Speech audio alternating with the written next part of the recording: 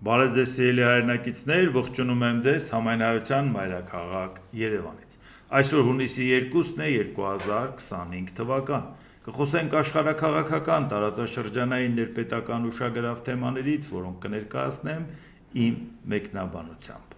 Սկսենք Գորիսից, Գորիսում բացվել է Ֆրանսիայի պատվո հյուպատոսի գրասենյակը, բացմանը մասնակցում էր Հայաստանում Ֆրանսիայի դեսպան Օլիվիե դե Կոտինին, նույնիսկ եթե դա պատվո հյուպատոսի գրասենյակ կա ոչ թե հյուպատոսական ծառայություն, միայն այն հանգամանքը, որ Ֆրանսիան բացում է այդտեղ, Ֆրանսիային մասնակցությունը, Ֆրանսիայի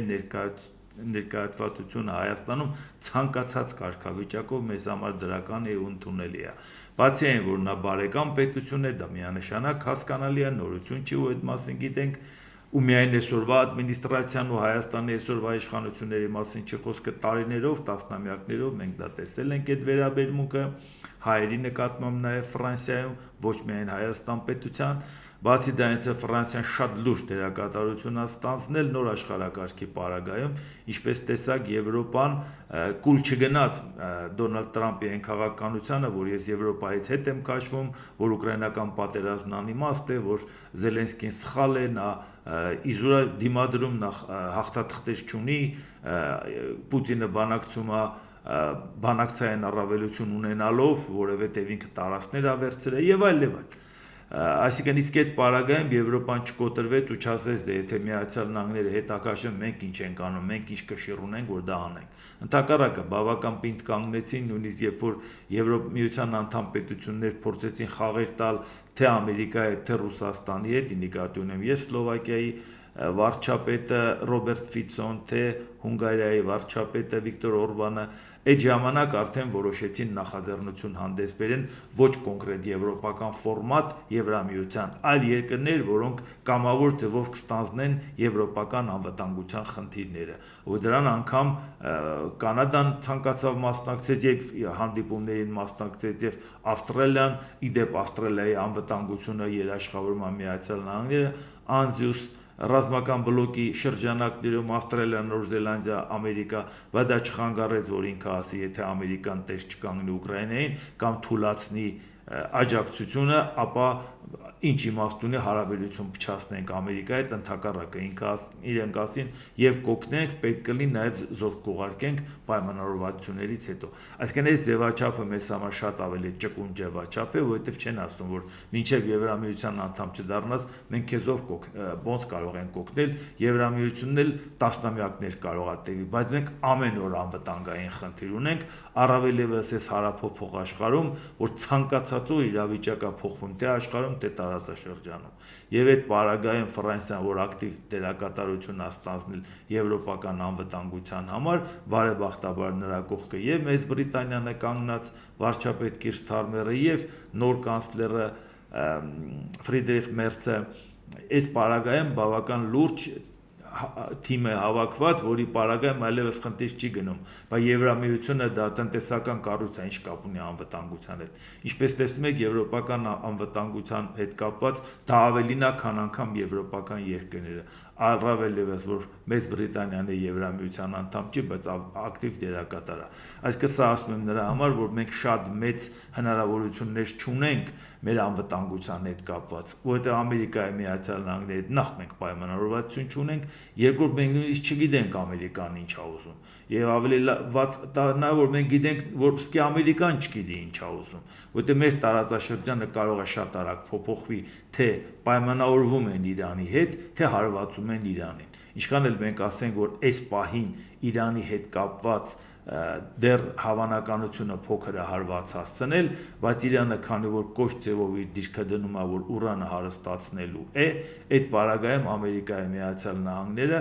արդեն պետք է որոշում կայացնի, եթե ընդունում է Իրանի պայմանը, որ հա լավ դու ուրանը հարստացնելու ես թեկուզ խաղաղ նպատակով, բայց այդ չափի հարստացրածից մինչև ռումբը 3 ամիս կտևի, դա եթե ընդունում է դա մի կարգավիճակ է, որից էլ մենք պետք է մտածենք, եթե Ամերիկան զիջեց Իրանին, իսկ մենք Իրանի հետ խնդիր չունենք, արդյոք խնդիր չենք ունենա, եթե ինքը իրան շատ ուժեղ զգա ու ասի, ես եմ տարածաշրջանում երաշխավորել անվտանգությունը, ես էլ քեզ ասում եմ, ուրիշ պետք է ոչ մեկը չմտնի, ուրիշ ձեզ եմ չառնես, ես տեր եմ։ Իսկ ինքը ո՞նց է տեր կանգնելու, պատերազմը հայտարարելու Թուրքիան ու Ադրբեջանին, իհարկե ոչ։ Մաքսիմում կարող ասի զորք եմ մտցնում, իսկ զորքը մտցրեց, ինչ ենք դառնում։ Համասի վիճակում ենք հայտնվում, Հեզբոլայի վիճակում ենք հայտնվում, էդ էլ մենք գիտենք։ Դրա համար ոչ Ամերիկայի Միացյալ Նահանգների զիջումներն է մեզ համար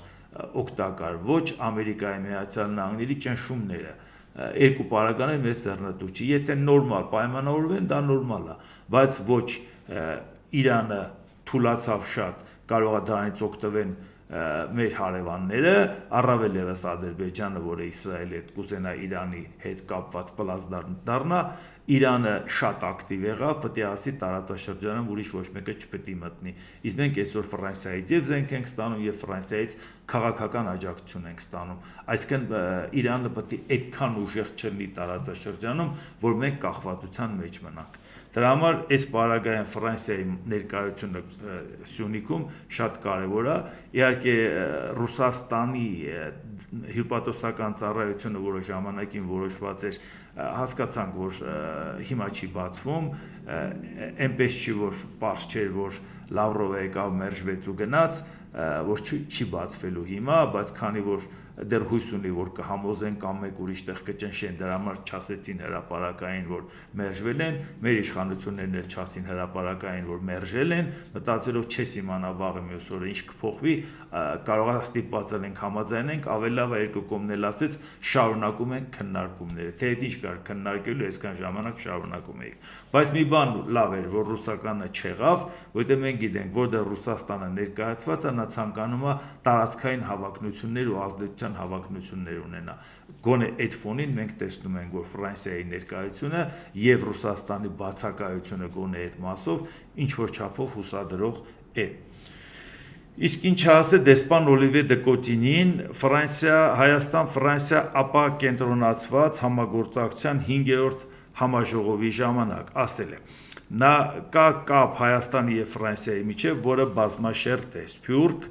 ասոցիացիաներ, ձեռնարկություններ, բայց նաև ցանկություն կա այս բոլոր դերակատարների միջև պետության հետ կապի միջոցով երկխոսություն ունենալու ռազմավարական առաջնահերթությունների վերաբերյալ։ Այսինքն ինչպես կարող ենք ամեն մեկս մեր առաջնահերթությունը հաշվի առնելով աշխարհաքաղաքական իրավիճակի վրա ազդեցություն ունենալ։ Այն ինչ կառուցում ենք միասին, պարզապես տեխնիկական համագործակցություն չէ, պարզապես բարեկամություն չէ, այլ նաև իսկական լծակներ են իրավիճակի վրա ազդելու, աջակցելու Հայաստանին եւ գործելու հանուն խաղաղության, ասել է դեսպանը։ Դրա համար մեզ համար սա շատ կարևոր է, իհարկե հաշվի առնելով նաև այն ֆոնին, որ մենք տեսնում ենք, որ Եվրամիությունը այս պահին կուռ կառույց չի, այլ նաև որոշ երկրներ համախմբվել են անվտանգային խնդիրներ լուծելու, մեզ համար ավելի ճկունություն առաջ բերում, որ այսինքն PH-ի այդ ամբողջ անցներ, միայն մեր մտադրությունը բավարար է, իսկ այնտեղ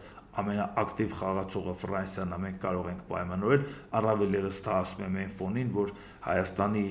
արտաքին գործերի նախարար Լավրովի ներկայությամբ էլ ասեց, չնայած դրա մասին տարբեր ասել էին էլի պաշտոնյաներ, որ Հայաստանը չի պատրաստում հայտ ներկայացնել Եվրամիություն մտնելու եւ այդ ուղղությամբ բանակցություններ չեն տարվում։ Այսինքն եթե գոնե Եվրամիության հետ կապված մենք հասկանում ենք, որ այդ ուղղությամբ բան չեն անում, որտեղ լավ խորացել են ԵԱՏՄ-ում եւ Ռուսաստանում մենք տեսնում ենք ու Եվրամիությունը դիտարկում են որպես տնտեսական կառույց ու այս պարագային չեն ցանկանում ընդեղից փոխվել ընդեղ գնալ, միաժամանակ երկուսը լինել չի կարող, բայց եվրոպական անվտանգության այն մոդելը, որի մասին մտածում են, դա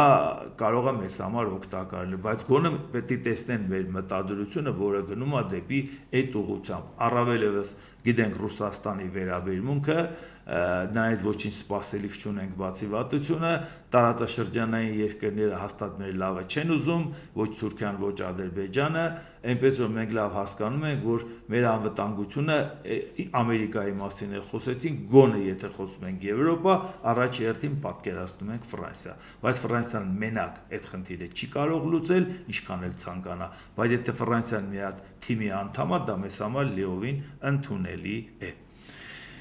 Հիմա տեսնենք The Wall Street Journal թերթը տեղեկացրել է. Սպիտակ տունը կարգադրել է դադար մտցնել Իրանի դեմ նոր պատժամիջոցներ սահմանելու հարցում։ Սպիտակ տան մամուլի քարտուղար Քերոլայն Լիվիթը հրահանգ է ուղարկել պետդեպարտամենտին, ֆինանսների նախարարությանը եւ ազգային անվտանգության խորհրդին պահանջելով դադարեցնել գործունեությունն Իրանի դեմ նոր պատժամիջոցներ սահմանելու հարցում։ Արդյունքում Իսլամական Հանրապետության վրա առավելագույն ճնշում գործադրելու ԱՄՆ նախագահ Դոնալդ Թրամփի արշավը փաստացի կանգ է առել։ Սա այն էր, ինչի մասին խոսում էինք։ Մինչև այս պահը Իրանի պահանջը առայժմ Ամերիկան ընդունում է, մինչև երբ կընդունի, մենք չգիտենք, բայց դա այնպես էլ չի, որ Իրանի պահանջը ընդունի, դա նորից եմ ասում, մեր շահերից է բխում այդքան, որովհետև Իրանի ազդեցությունը մեծանալու ժամանակ մենք միշտ մտածում ենք ունենք հակակշիռ։ Իրանն ասում է Հայաստանի տարածքային ամբողջականությունը ինձ համար կարմիր գիծ է, բայց Ամերիկան էլ էր դա նույնը ասում նախկին ադմինիստրացիայի ժամանակ։ Չեմ ասում շատ գոհ ենք նախկին ադմինիստրացիայի ժամանակ ամեն ինչ մեր ուզած է եղել, որովհետև այդ ժամանակ եւ Հայաստանի տարածք են մտել, այդ ժամանակ Արցախ է դատարկվել, այդ ամեն ինչն էլ գիտենք։ Բայց գոնե գիտենք նաեւ մի բան, երբ որ իրան կանգնած էին Ուկրաինայի թիկունքում որպես հավաքական արևմուտք, ասում են ագրեսորին պետքա զսպել Ռուսաստանին նկատի ունը, մենք էլ ասում ենք, այս էլ տարածաշրջանային ագրեսոր է, զսպողեք Իրանը զսպեք, պետքա մենք էլ ձեզ հետ նորմալ կհամագործակցենք։ Այսինքն գոնե մենք գիտենք ինչ ենք ակնկալում եւ մեզ ոնց պետք է պահենք։ Այսօր մենք չգիտենք ինչ ենք ակնկալում ու նաեւ մեզ ոնց պետք է պահենք։ Դա է հարցը, որ նաեւ Իրանի հետ կապվածը պարբերաբար անդրադառնում ենք դրան, որովհետեւ դրանից է կախված նաեւ մեր տարածաշրջանը միշտ տեղի կունենա։ ԱՄՆ նախագահ Դոնալդ Թրամփը դատարանների կողմից իր սահմանած մաքսատուրքերի չեղարկման մասին հայտարարել է. Եթե դատարանները ինչ-որ կերպ մեր դեմ որոշում կայացնեն մաքսատուրքերի վերաբերյալ, դա թույլ կտա այլ երկրներին մեր երկիրը պատանդ պահել իրենց հակաամերիկյան մաքսատուրքերով, որոնք նրանք կօգտագործեն մեր դեմ։ Նման որոշման հետևանքները կարող են կործանարար լինել։ Դա կնշանակի Ամերիկայի Միացյալ Նահանգների տնտեսական փլուզում, գրել է Թրամփը։ Իհարկե անընդունելի է այս մոտեցումը նման հայտարարություն անելը, որտեղ Ամերիկայի Միացյալ Նահանգների նախագահի պաշտոնը ստանձնելու ժամանակ Ամերիկան փլուզված չէր։ Նա աշխարհի ամենահզոր տնտեսությունն ուներ։ Եվ եթե Ամերիկայի Միացյալ Նահանգները նույնը շարունակելու պարագայում ինչի է փլուզվում, բայց հետո է փլուզողը։ Կարող է հանկարծ այս ադմինիստրացիան փլուզողը իր վարած քաղաքականության պատճառով, որտեղ մաքսատուրքերի քաղաքականությունը վաղուց անգամ մոռացված քաղաքականություն էր եւ ցախողված քաղաքականություն, այնպես չի որ դրա մասին նոր պետք է իմանանք։ Մաքսատուրքերը օգտագործել տեղական արտադրողին խրախուսել, տեղական արտադրողի համար պրոտեկցիոնիզմի քաղաքականություն կիրառել, դա էլ շատ հին բան է, որը որ այդ փուլը մարդիկ անցել են պետությունները եւ լայն ինտեգրացիայի շնորհիվ, մրցակցության շնորհիվ ազդեցություն են մեծացրել։ Համենայն դեպս, եթե Ամերիկայի Միացյալ Նահանգների այդ մրցակցության պարագայում ուներ աշխարհի ամենախոշոր տնտեսությունը, ամենամեծ երկրորդ տեղից էլ բավական զգալիորեն բարձր թվով, դա նշանակում է, որ խոսել նրա մասին, որ Ամերիկան կանգնած էր փլուզման եզրին, լուրջ չի։ Իսկ եթե ընդհանրապես լիազորությունները սահմանափակում է դատարանը, որ այս բանը քո լիազորության մեջ չի, այդտեղ ասենք շանտաժի ձևով ասել, որ դե եթե ինձ թույլ չտաք դա անեմ, դա կհանգեցնի փլուզման, դա ճիշտ մոտեցում չի, այսինքն սեփական երկրի նկատմամբ այդ մոտեցումը, այսինքն ինչ դատարանը պետք է ընդունի ավելի լավ է ուրեմն հակասահմանադրական որոշում կայացվի, մենակ թե հանկարծ իրան չկասկածեն, որ ինքը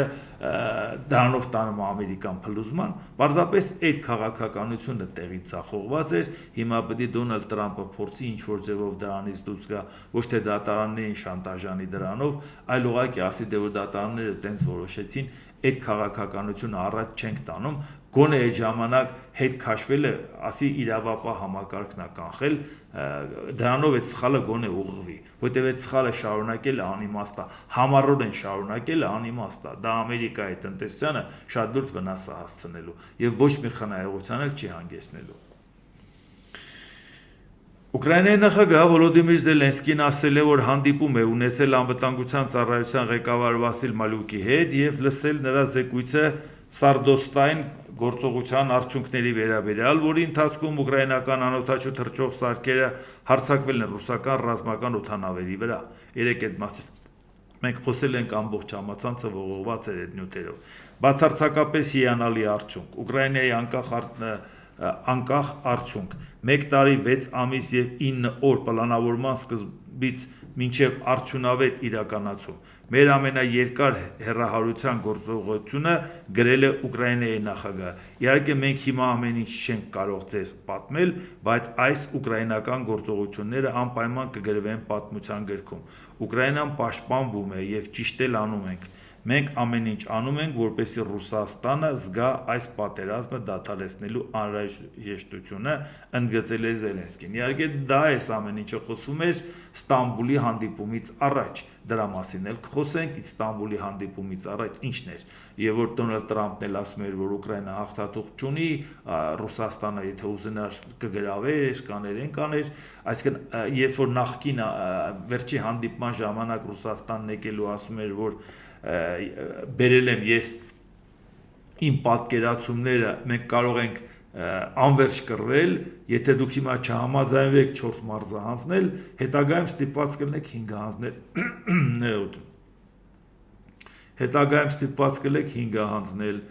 հետագայում ստիպված կլեք ամբողջ երկիրը հանձնել։ Այսինքն իրանք սենց հստակ դնում էին, որ ու դրա համար այս անգամ էլ փորձում էին կյանքի գնով գոնե 1 կամ 2 գյուղ առաջ կան, որ ասեն տեսակ նախկին վիճակից 1-2 գյուղ առաջ ենք եկել, սա եք ուզում ավելավա մեր պայմանին համաձայնվեք։ Ոչ մի պարագայում կոմպրոմիսի չգնալով։ Եվ Ուկրաինան այս քայլը կատարելով ասեց դե հիմա իմացեք։ Հիմա եթե գալիս եք բանակցային սեղանին, համաձայնության չեկանք, շարունակում ենք։ Իսկ հիմա Ռուսաստանի համար դա խնդիր է, որովհետև Ռուսաստանը մտածում է, էլ ինչ ունեն դարանակալ արած, էլ ինչ ունեն թաքուն արած, որովհետև եթե հիմա Ուկրաինան բացահայտեց, որ այդ բեռնատարներով եկել են այդ դրոնները Ռուսաստանի տարածքում պահեստավորել, պատկերացնեք այդքան ժամանակ հանգիստ դրել են տեր ու տիրական չկա, հանգիստ ինչ ուզել են արել են։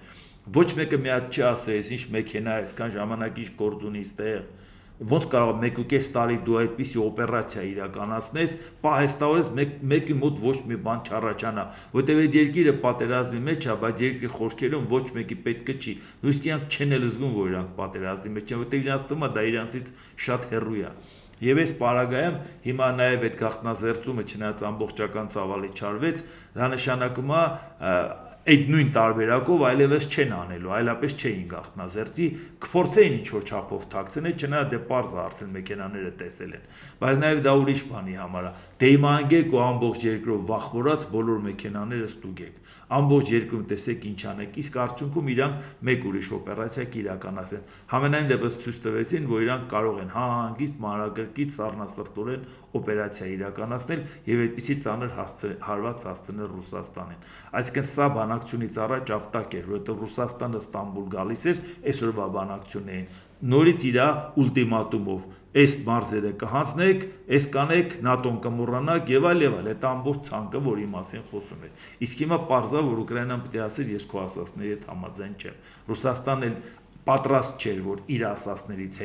հետ կանգնի այս հարվածներից հետո, արդյունքում դա իսկապես խնդիր էր եւ բնականա բանակցության ժամանակ որևէ արդյունք չէր գրանցվելու։ Եվ իդեպ բացի այն, որ երկրի ներսում այդ տեղի ունեցավ այդ պայթյունները, այդ հարվածները, նաև երկրի ներսում էլ խնդիր կա, տնտեսության հետ կապված էլ լուրջ խնդիր կա, որը որ անընդհատ ձգել են Ռուսաստանի իշխանությունները, որ չանեն, բայց հիմա չեն կարողանում չանեն, անեն էլ պրոբլեմա, չանեն էլ պրոբլեմա, որտեղ էլ չեն կարողանում ռուբլին պահեն այս վիճակով, իսկ ռուբլին եթե այս վիճակով չես պահում, դեֆիցիտն ավելանում բյուջեի դեֆիցիտը ավելացավ, բայց իրանք մտածում են գոնե սենց պահենք, գնաճի դեմը կարողանանք առնենք, բայց մեկը չի ստացվելու, եթե դեֆիցիտը մեծացավ, այսպես թե այնպես գնաճի դեմը չեք առնելու, բայց եթե իրանք հիմա ստիպված եղան ռուբլին բաց թողել, որի պարագայում բացի գնաճելնելը, նաև ասենք շատ լուրջ ձևով նաև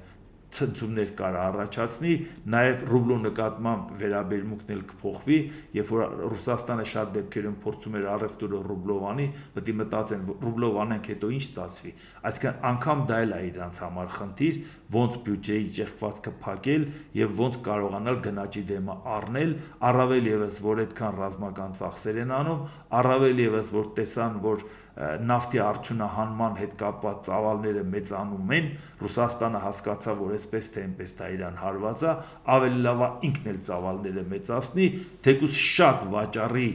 փողը ստանա քիչ, միայն թե ինքը խաղի մեջ լինի, որովհետև եթե ինքը պակասացրեց, մյուսներն ավելացրեցին, դրանից ինքը ոչինչ չի շահում։ Այսինքն անգամ ինքը համոզվեց, որ եթե չի կարող process-ի վրա ազդել, process-ին մասնակից դառնա, թող շահույթը փոքրանա։ Բայց այդ պարագայում ստացվում է նավթից շահույթը փոքրանում է, ռազմական ծախսերն ավելանում, բյուջեի հետ կապված ճեղքվածքը փակելու խնդիր է առաջանում եւ անընդհատ այսպիսի հարված է։ Այսինքն այդ ներքին դժգոհությունը մենակ այս պայթյունները չի որ առաջացնում, պայթյունը առիթ է հանդիսանալու նաեւ այլ դժգոհությունների, որ այս ինչա կատարում, մեր արածը հիմա ինչի անման, ոնց որ թե ուզում էինք գնայինք Ուկրաինայում տարածք վերցնեինք, մեզ միացնեինք, մենք եկենք մեր երկրի տարածքը ամեն օր հարվածի տակ է եւ չկա միտեղ, որը որ համարես անվտանգ։ Պատահական չէ, որ սկզբունքորեն գնացին հասան մինչև Վլադիվոստոկ պայթեցում անելու համար նրա համար, որ ասին, որ այդ հեռավորության վրա դա նշանակում է ոչ մի տեղ, ոչ մի բնակավայրում մարդը դիրան հանգիստ չզգա։ Սա նաեւ որպեսի որակապես փոխեն իրավիճակը։ Իսկ հիմա մեզ համար դա շատ կարևոր է, որովհետև այդ պատերազմով նաև որոշվելու է նոր աշխարհակարգը։ Ինչ տեսք ունենա դա նաև մեզ համար։ Ռուսաստանի եւ Ուկրաինայի պատվիրակությունների միջև Ստամբուլում անցկացված բանակցություններն ավարտվել են։ Կողմերին չի հաջողվել համաձայնության հասնել հրադադարի շուրջ։ Երկու երկրների ներկայացուցիչների հաջորդ հանդիպման վերաբերյալ կոնկրետ պայմանավորվածություններ ձեռք չեն բերվել։ Ուկրաինան եւ Ռուսաստանը պատրաստվում են գերիների նոր խմբականակ ազատ արձակել։ Այսօր Ստամբուլում կայացած բանակցություններից հետո հայտարարել է Ուկրաինայի նախագահ Վոլոդիմիր Զելենսկին։ Իդեպ Մեդինսկին որը պատվիրակության ղեկավարն էր, նա էլ ասել է մասնակի հրադադարի ենք համաձայնվել, էդ էլի նկատի ունի այնտեղ, որտեղ կան վիրավորներ, որտեղ կան զոհվածներ, որ կարողանան ուղղակի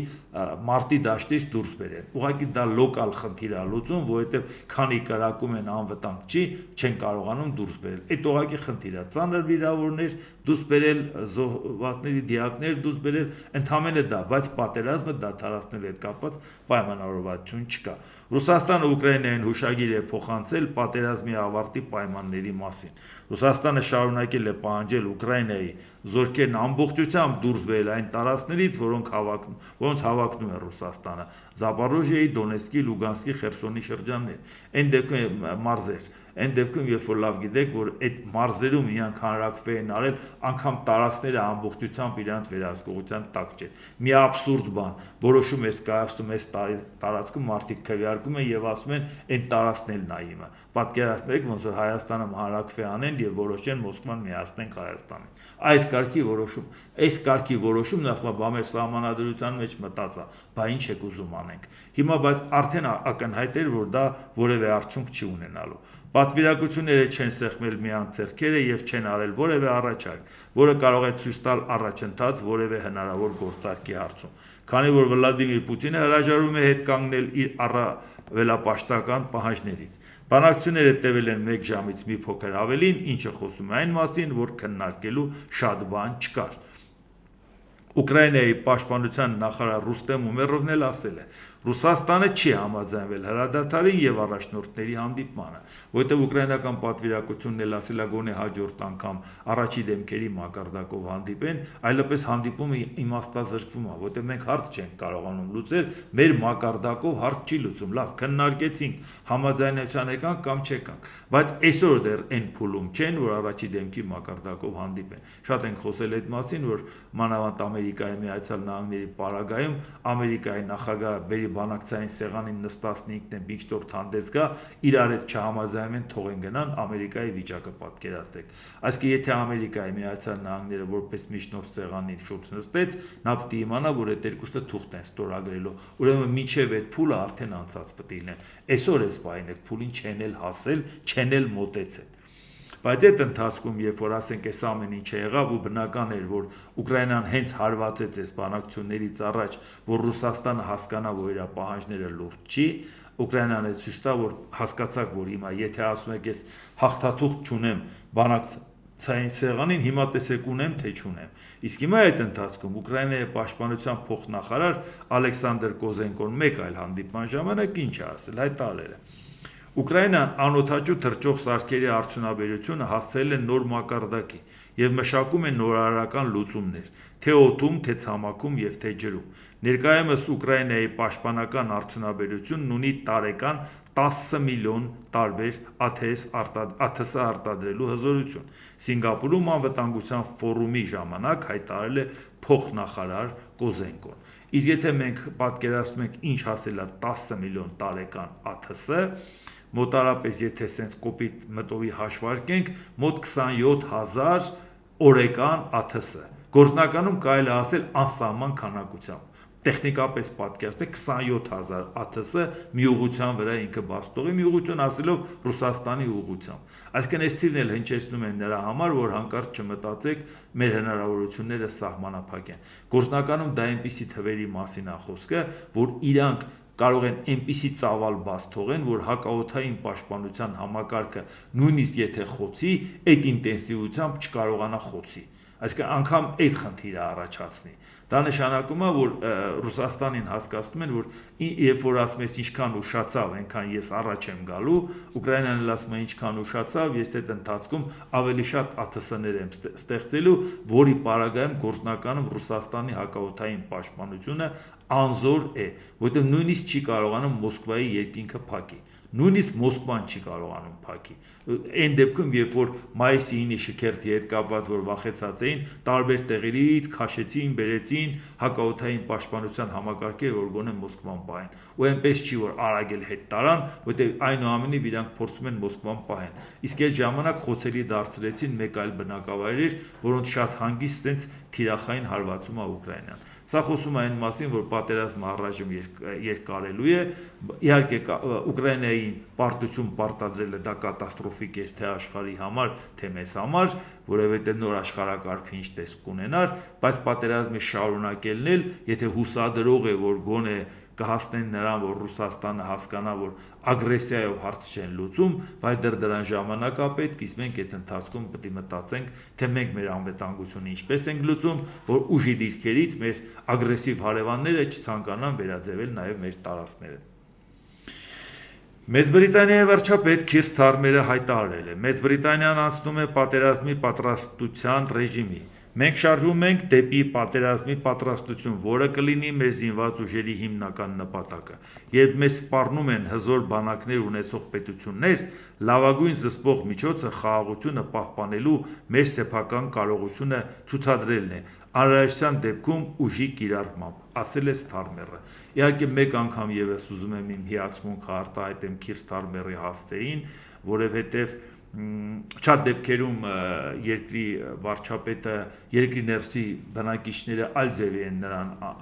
գնահատում, դրսից մենք այլ ձևի ենք, չէ՞ նայում։ Դրսից մենք նայում ենք այդ մարդու վարած արտաքին քաղաքականությունը։ Մենք ոչ ենք նայում, թե այնտեղ տնտեսական քաղաքականության հետ կապված որ օրենքի փոփոխությունը ինչպիսի սոցիալական խնդիր լուծեց կամ վիճակը վատացրեց։ Հա, տեղեկացված լինում ենք, բայց ուզում ասեմ, դա այդ ցավոտ չենք ընդունում, ոնց որ իրանք են ընդունում, չէ՞։ Մենք ցավոտ ընդունում ենք աշխարհակաղակական իրադարձությունների մասնակցությունը։ Իհարկե ես դա ինչի եմ ասում, որ երբ որ տնտեսական քաղաքականության հետ կապված այո կար նույնիսկ ճգնաժամային իրավիճակ Մեծ Բրիտանիայի թեպետ այդ անունը ճգնաժամ հաստատ իրանք չէին դնի, բայց այդ պարագայում երբ որ անգամ ժողովուրդը գնաց եւ պահպանողականներին մերժեց լեյբորիստներին ընտրեց, այնպես չի որ Քիր Սթարմերը ուներ հակաճգնաժամային այնպիսի ծրագիր, որ պետք է բերեր ու ասեր, այ հիմա եկել եմ, տեսեք ինչ եմ անում, չուներ ինքը այդ ծրագիրը, ակնհայտորեն չուներ, բայց միևնույնն է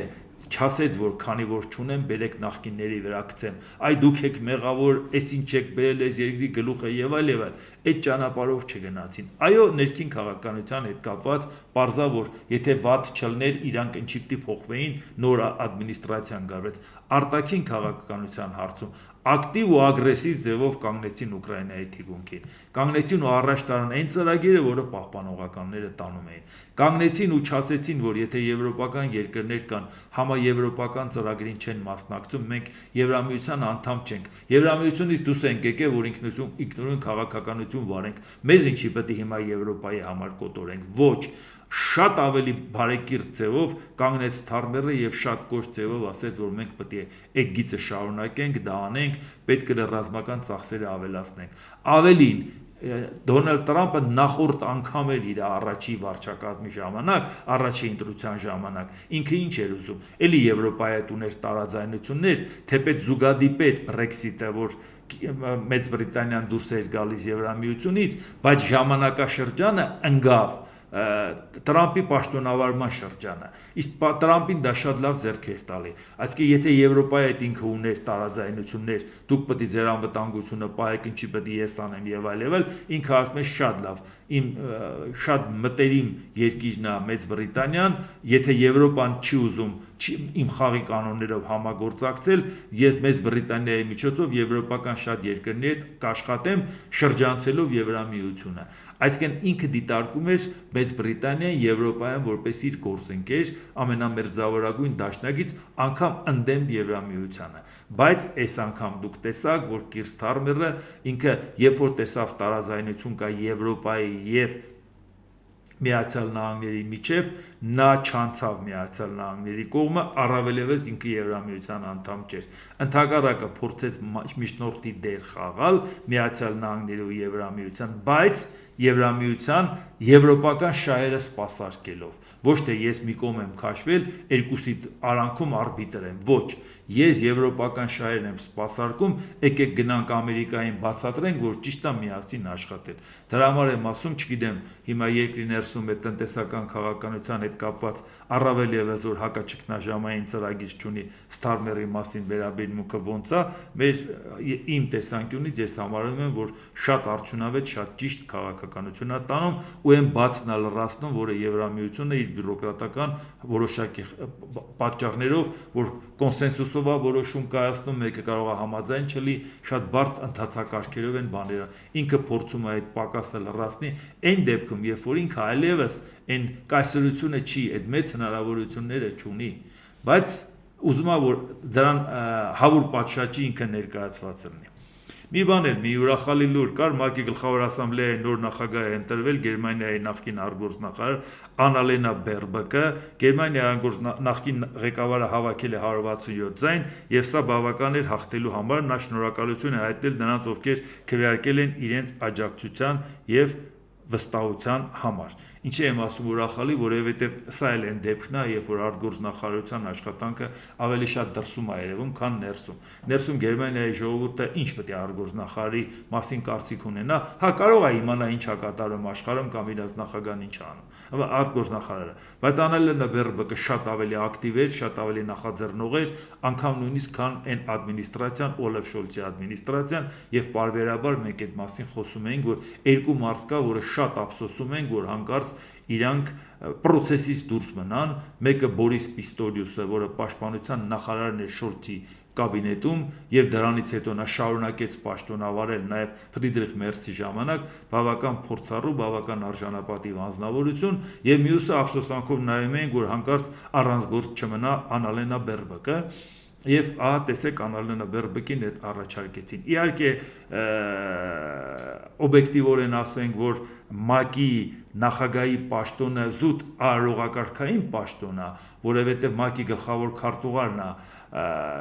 կոնկրետ գործադիր ֆունկցիա կատարողը։ Այս ուղղակի նիստ բացես, այս անես, այն անես եւ այլ, բայց միևնույնն է, նույնիսկ այդ պարագայում այդ հեղինակավոր կազմակերպությունում, այդ հեղինակավոր դիրքում նստել ու կազմակերպական անգամ արարողակարգային հարցեր լուծել, Բերբոկը երիտասարդ կադր է, դեռ ինքը լուրջ ապագա ունի իր առաջ, նա պետք է այդ տարիքում 44 տարեկանում թոշակի չգնալ, էլի։ Այնպես որ այդ առումով շատ լավ է։ Հիմա մենք նայենք, որ այնուամենայնիվ մեր մոտ էլ երբ որ անհանգիստ է ու դա էլ մենք կապում ենք աշխարհում տեսեք ինչ հակատարում, իսկ մենք ինչ ենք քննարկում։ Սյունիքի մարզպետը Ռոբերտ Ղուկասյանն ասել է. Սյունիքում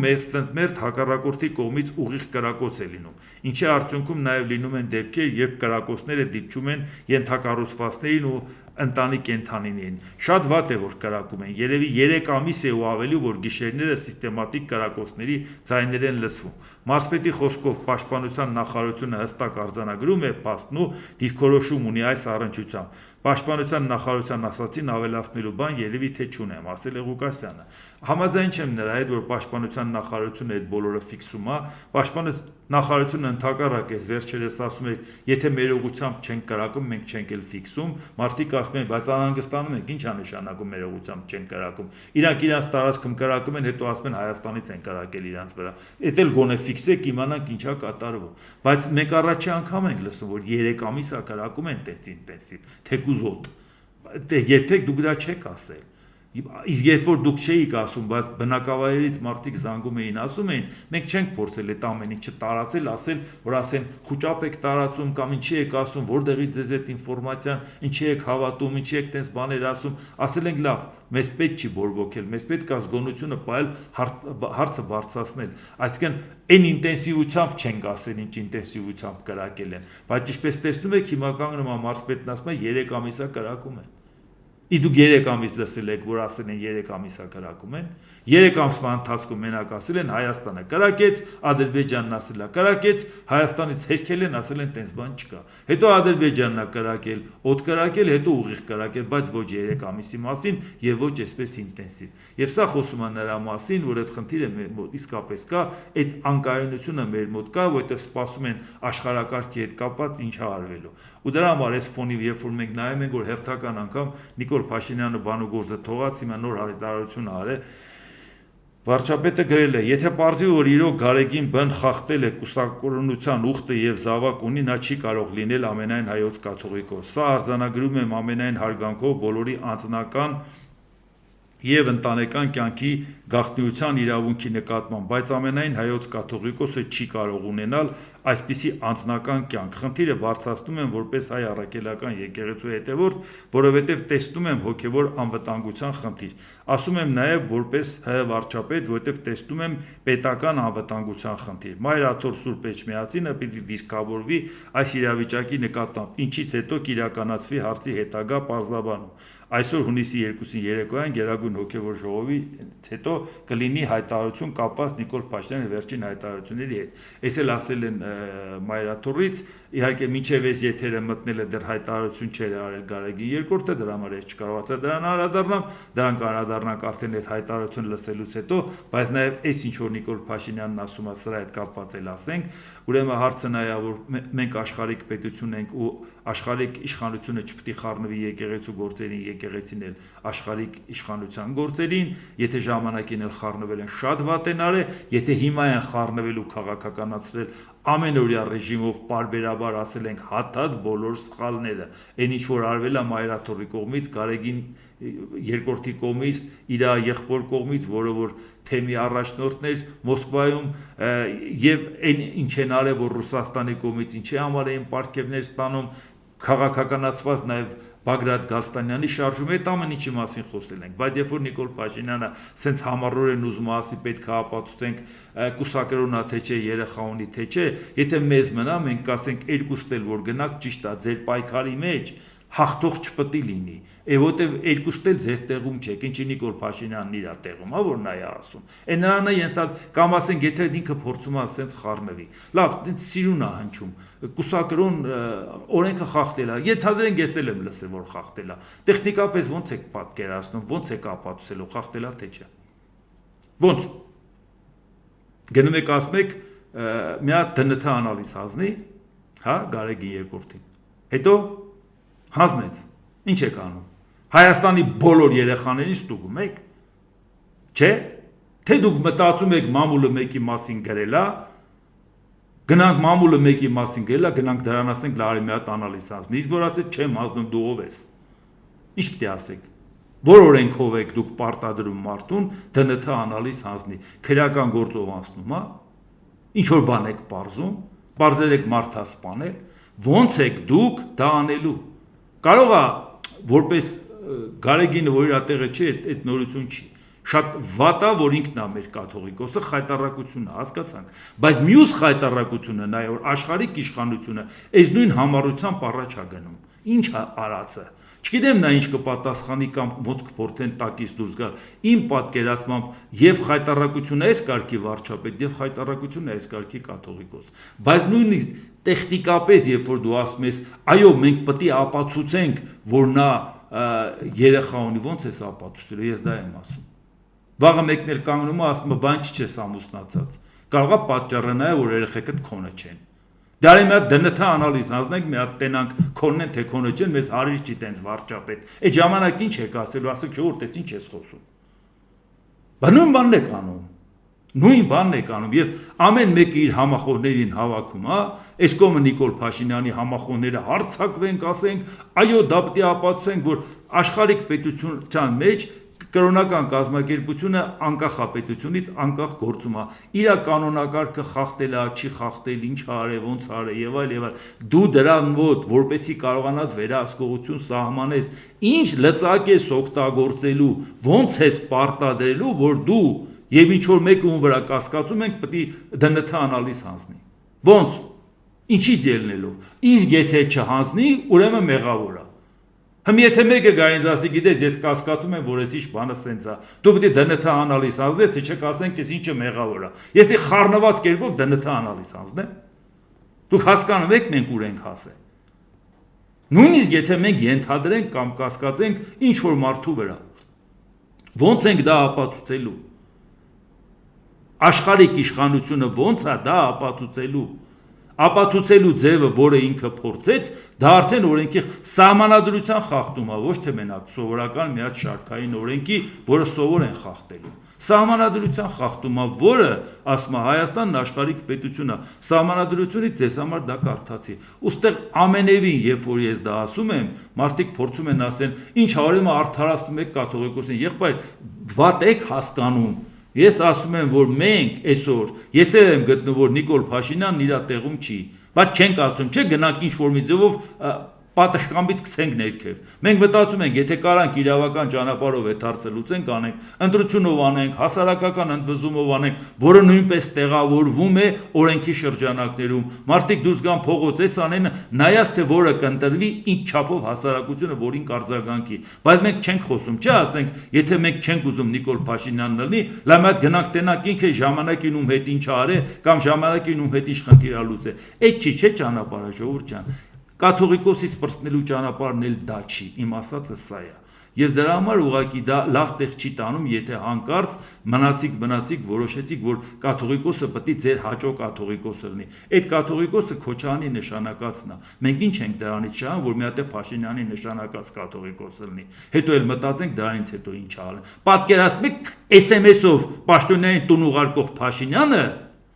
Հիմա էլ կաթողիկոսին SMS-ով տուն ուղարկի։ Մենք այդ ենք ուզում, փոխանակ մենք մտածենք, անկախ պետության ժամանակ հազիվ հնարավորություն ունեինք նորմալ պետականություն կերտելու, նորմալ ունենայինք